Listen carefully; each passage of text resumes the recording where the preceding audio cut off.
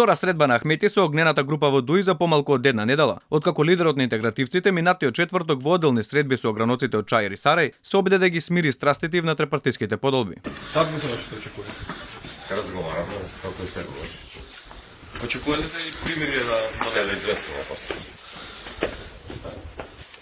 После заедничката фотографија на незадоволните реформатори во Дуи заедно со, како што велат тие, неприкосновениот лидер Али Ахмети, за јавноста изгледаше како поделбите во партијата да се пред разрешница, но по се изгледа дека огнените не се откажуваат без да падне политичка жртва во Дуи, односно да се тргне Груби. Еден од најзвучните имиња во фракцијата, поранешниот вице-премиер Муса Џафери, за дел од медиумите неодамна изјави дека доколку Ахмети не го смени Груби, како и ред други министри, политичката војна во Дуи ќе ескалира. Груби пак тврди дека партијата е обединета и дека раскол нема. Огнената група која веќе 2 години е незадоволна од работата на партијата неодамна доби и нов член, Кастриот Реджеп, поранешниот пратеник на Беса кој не се појави на клучната седница за уривање на владата. Заедно со Кастриот бројот на огнени во собранието се искачи на 3 пратеници. Иако Фадел Зендели изјави дека интерпелација од Беса за да падне Груби не треба да се очекува, шпекулациите се дека на огнените може да им се приклучи и поранешниот пратеник на алтернатива, сега независен Скендер Реджепи.